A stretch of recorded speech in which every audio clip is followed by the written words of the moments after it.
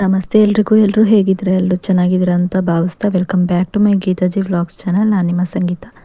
ನಿಮ್ಮ ಮನಸ್ಸಲ್ಲಿ ಏನೋ ಒಂದು ಕಾರ್ಯವನ್ನು ನಾವು ಮಾಡಬೇಕು ಅಂದ್ಕೊಂಡಿರ್ತೀರ. ಆ ಒಂದು ಕಾರ್ಯ ಈ ಒಂದು ವಾರಾಹಿ ತಾಯಿಯ ಕಾರ್ಯಸಿದ್ಧಿ ಮಂತ್ರದಿಂದ ಸಂಪೂರ್ಣವಾಗಿ ಸಕ್ಸಸ್ ಅನ್ನೋದನ್ನು ಪಡೆಯುತ್ತೆ ಅಂತಲೇ ಹೇಳ್ಬೋದು. ಆ ಒಂದು ಮಂತ್ರ ಯಾವುದು, ಆ ಒಂದು ಮಂತ್ರಕ್ಕಿರುವಂಥ ನಿಯಮಗಳು ಯಾವುದು, ಅದನ್ನು ಎಷ್ಟು ಬಾರಿ ಹಾಗೆ ಯಾವ ಸಮಯದಲ್ಲಿ ಪಠಿಸಬೇಕು ಅನ್ನೋದನ್ನು ಸಂಪೂರ್ಣವಾಗಿ ಆ ಒಂದು ಮಾಹಿತಿಯನ್ನು ಈ ಒಂದು ವಿಡಿಯೋದಲ್ಲಿ ನಾನು ನಿಮಗೆ ಸಂಪೂರ್ಣವಾಗಿ ತಿಳಿಸ್ಕೊಡ್ತಾ ಇದ್ದೀನಿ. ವಿಡಿಯೋವನ್ನು ಎಲ್ಲೂ ಕೂಡ ಸ್ಕಿಪ್ ಮಾಡದೆ ನೋಡೋದ್ರಿಂದ ಇದ್ರ ಬಗ್ಗೆ ಸಂಪೂರ್ಣವಾದ ಮಾಹಿತಿಯನ್ನು ನೀವು ಪಡ್ಕೋಬಹುದಾಗಿರುತ್ತೆ. ವಿಡಿಯೋ ಇಷ್ಟ ಆಯಿತು ಅಂದರೆ ಒಂದು ಲೈಕ್ ಕೊಡೋದನ್ನು ಮರಿಬೇಡಿ. ಈ ಒಂದು ಜೀವನದಲ್ಲಿ ನಮಗೆ ಆರ್ಥಿಕವಾಗಿ ಸಂಕಷ್ಟಗಳೇ ಜಾಸ್ತಿ ಆಗಿರುತ್ತೆ. ಯಾಕಂದರೆ ದುಡ್ಡಿಲ್ಲದೆ ಏನೂ ಕೂಡ ಆಗೋದಿಲ್ಲ. ಎಲ್ಲದಕ್ಕೂ ಕೂಡ ದುಡ್ಡು ಬೇಕೇ ಬೇಕು. ಹಾಗಾಗಿ ಕೆಲವೊಂದು ಸಮಸ್ಯೆಗಳಿಂದ ನಮಗೆ ದುಡ್ಡಿನ ಒಂದು ಆರ್ಥಿಕ ಸಮಸ್ಯೆಗಳು ಕೂಡ ಬರ್ತಾನೆ ಇರುತ್ತೆ. ಹಾಗಾಗಿ ಆ ಒಂದು ಆರ್ಥಿಕ ಸಮಸ್ಯೆನ ಹೇಗೆ ನಾವು ನಿವಾರಿಸ್ಕೊಬೇಕು, ಈ ಒಂದು ಮಂತ್ರವನ್ನು ಪಠಿಸೋದ್ರಿಂದ ಆರ್ಥಿಕ ಸಮಸ್ಯೆಗಳು ಯಾವುದೇ ಇದ್ದರೂ, ಯಾವುದೇ ರೀತಿ ಅಡೆತಡೆಗಳಿದ್ರೂ ಕೂಡ ದೂರವಾಗಿ ನಮಗೆ ಆರ್ಥಿಕವಾಗಿ ಅಭಿವೃದ್ಧಿಯನ್ನು ನಾವು ಕಾಣ್ಬೋದಾಗಿರುತ್ತೆ. ಹಾಗಾಗಿ ಈ ಒಂದು ಮಂತ್ರವನ್ನು ತಪ್ಪದೆ ನೀವು ಪಠಿಸಬೇಕಾಗುತ್ತೆ. ಇದು ಕೇವಲ ಧನಾಕರ್ಷಣೆಯನ್ನು ಮಾಡೋದಕ್ಕಾಗಲಿ ಅಥವಾ ಆರ್ಥಿಕ ಸಂಕಷ್ಟಗಳನ್ನು ದೂರ ಮಾಡೋದಕ್ಕಾಗಲಿ ಅಲ್ಲ. ಕೆಲವೊಂದು ರೀತಿಯಲ್ಲಿ ವೈವಾಹಿಕ ಜೀವನದಲ್ಲಿ ಸಮಸ್ಯೆಗಳಿರ್ಬೋದು, ಅಥವಾ ನಿಮಗೆ ಮಕ್ಕಳು ಓದ್ತಿಲ್ಲ, ವಿದ್ಯಾಭ್ಯಾಸ ಹಿಂದುಳಿದಿದ್ದಾರೆ ಅನ್ನೋದಾಗಿರ್ಬೋದು, ಅಥವಾ ಮನೇಲಿ ಏನೋ ಒಂದು ನೆಮ್ಮದಿ ಇಲ್ಲ ನಮಗೆ ಅನ್ನೋದಾಗಿರ್ಬೋದು, ಎಲ್ಲ ರೀತಿಯ ಸಮಸ್ಯೆಗೂ ಕೂಡ ಈ ಒಂದು ಮಂತ್ರ ತುಂಬಾ ಒಳ್ಳೆಯ ಫಲಗಳನ್ನು ನೀಡುತ್ತೆ ಅಂತಲೇ ಹೇಳ್ಬೋದು. ಹಾಗಾಗಿ ಈ ಒಂದು ಮಂತ್ರವನ್ನು ನೀವು ತಪ್ಪದೇ ಪಠಿಸಬೇಕಾಗುತ್ತೆ. ನಮಗೆ ಚಿಕ್ಕ ವಯಸ್ಸಿಂದನೂ ಕೂಡ ಒಂದಲ್ಲ ಒಂದು ಆಸೆಗಳನ್ನು ನಾವು ಹೊಂದೇ ಇರ್ತೀವಿ. ಚಿಕ್ಕ ವಯಸ್ಸಿಂದನೂ ಕೂಡ ಒಂದಲ್ಲ ಒಂದು ವಸ್ತುಗಳನ್ನಾಗಿರ್ಬೋದು ಅಥವಾ ಏನೋ ಒಂದು ಇಷ್ಟಪಟ್ಟಿರ್ತೀವಿ, ಆದರೆ ನಮಗೆ ಸಿಗೋದೇ ಇಲ್ಲ.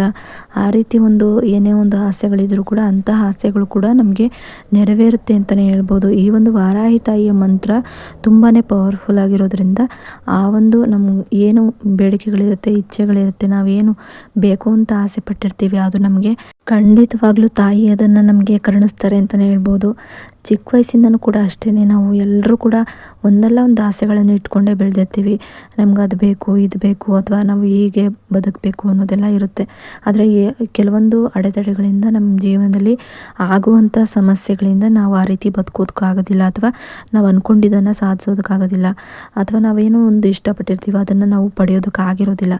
ಹಾಗಾಗಿ ಈ ಒಂದು ತಾಯಿಯ ಮಂತ್ರವನ್ನು ನೀವು ಪಠಿಸೋದ್ರಿಂದ ಆ ಎಲ್ಲ ರೀತಿಯ ಆಸೆಗಳು ಕೂಡ ನೆರವೇರುತ್ತೆ ಅಂತಲೇ ಹೇಳೋದು ತಪ್ಪಾಗೋದಿಲ್ಲ.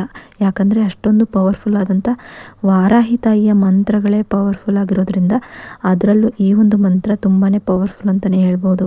ಹಾಗೆ ನಾವೊಂದು ಕೆಲಸ ಕಾರ್ಯಗಳನ್ನು ಮಾಡಬೇಕು ಅಂದ್ಕೊಂಡಿರ್ತೀವಿ, ಅದು ಇವತ್ತು ಮಾಡೋಣ, ನಾಳೆ ಮಾಡೋಣ, ಅಥವಾ ನಾಳಿದ್ದು ಮಾಡೋಣ ಅಂದ್ಕೊಂಡು ಮುಂದುವರಿತಾನೆ ಹೋಗುತ್ತೆ.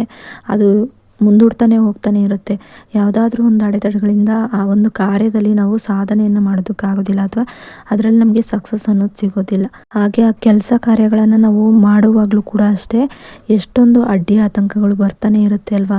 ಹಾಗಾಗಿ ಆ ಒಂದು ಅಡ್ಡಿ ಆತಂಕಗಳನ್ನು ನಾವು ದೂರ ಮಾಡ್ಕೊಬೇಕು ಅನ್ನೋದಾದರೆ ಈ ಒಂದು ವಾರಾಹಿ ತಾಯಿಯ ಮಂತ್ರ ತುಂಬಾ ಉಪಯುಕ್ತವಾಗಿರುತ್ತೆ ಅಂತಲೇ ಹೇಳಿದ್ರೂ ತಪ್ಪಾಗೋದಿಲ್ಲ.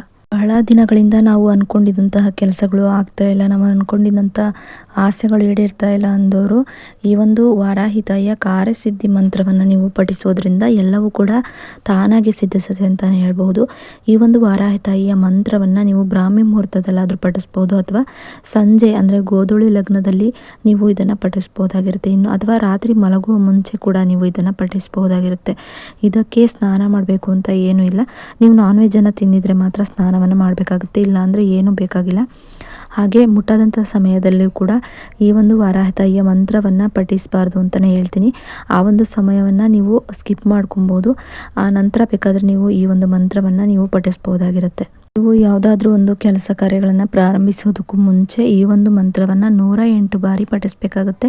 ಅಥವಾ ನಿಮಗೆ ಪಠಿಸೋದಕ್ಕೆ ಬರೋದಿಲ್ಲ ಅಂದರೆ ನೀವು ಬುಕ್ಕಲ್ಲಿ ಕೂಡ ನೋಡಿಕೊಂಡು ಬರ್ಕೊಳ್ಳೋದ್ರಿಂದ ಕೂಡ 108 ಬಾರಿ ಬರೆಯೋದ್ರಿಂದ ಕೂಡ ಅದೇ ಫಲಗಳು ಸಿಗುತ್ತೆ ಅಂತಲೇ ಹೇಳ್ಬೋದು. ಈ ಒಂದು ಮಂತ್ರವನ್ನು ಸ್ಕ್ರೀನ್ ಮೇಲೆ ಹಾಕಿರ್ತೀನಿ, ನೀವು ನೋಡಿಕೊಂಡು ಹೇಳ್ಕೊಬೋದು ಅಥವಾ ಬರ್ಕೊಳ್ಳು ಕೂಡ ಬಹುದು. ಎರಡು ಮಾಡೋದ್ರಿಂದ ಎರಡಕ್ಕೂ ಕೂಡ ಒಂದೇ ರೀತಿಯ ಫಲಗಳು ಸಿಗುತ್ತೆ ಅಂತಲೇ ಹೇಳ್ಬೋದು. ಮೊದಲಿಗೆ ನೀವು ವಾರಾಹಿ ತಾಯಿಯನ್ನು ಬೇಡ್ಕೊಬೇಕಾಗುತ್ತೆ. ನಾನು ಮಾಡ್ತಿರುವಂಥ ಕೆಲಸದಲ್ಲಿ ಯಾವುದೇ ರೀತಿ ಅಡೆತಡೆಗಳು ಬರಬಾರ್ದು, ಹಾಗೆ ನಾನೊಂದು ಏನು ಇಷ್ಟಪಟ್ಟಿದ್ದೇನೆ ಅದು ನನಗೆ ಈಗಾಗಲೇ ದೊರಕಿದೆ ಅಂತಲೇ ನೀವು ತಿಳ್ಕೊಬೇಕು.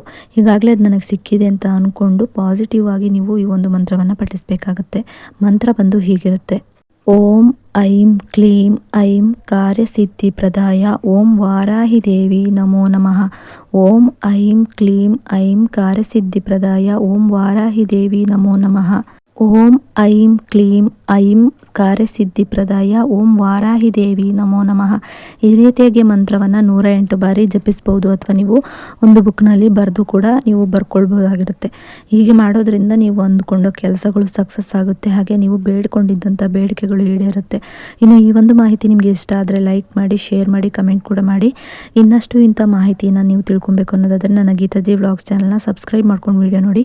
ಸಬ್ಸ್ಕ್ರೈಬ್ ಪಕ್ಕ ಬೆಲ್ ಐಕನ್ ಬಟನ್ ಇರುತ್ತೆ, ಅಲ್ಲಿ ಆಲ್ ಆಪ್ಷನ್ ಮೇಲೆ ಕ್ಲಿಕ್ ಮಾಡಿದ್ರೆ ನಾನು ಯಾವುದೇ ರೀತಿ ಹೊಸದಾಗಿ ವಿಡಿಯೋ ಮಾಡಿ ಅಪ್ಲೋಡ್ ಮಾಡಿದ್ರು ಕೂಡ ನಿಮಗೆ ನೋಟಿಫಿಕೇಷನ್ ಮೂಲಕ ಮೊದಲು ಬಂದು ತಲುಪುತ್ತೆ. ಆಗ ನೀವು ನನ್ನ ವಿಡಿಯೋನ ಮಿಸ್ ಮಾಡದೆ ನೋಡಬಹುದಾಗಿರುತ್ತೆ. ಇನ್ನು ಇನ್ನಷ್ಟು ಈ ರೀತಿ ಮಾಹಿತಿಗಳನ್ನು ನೀವು ಇಷ್ಟಪಟ್ಟಿದ್ದಾದರೆ ನನ್ನ ಚಾನಲ್ಗೆ ಒಂದು ಲೈಕನ್ನು ಕೊಡಿ ಅಂತ ಹೇಳ್ತಾ, ವಿಡಿಯೋ ನೋಡಿದ್ದಕ್ಕಾಗಿ ಥ್ಯಾಂಕ್ ಯು ಫಾರ್ ವಾಚಿಂಗ್.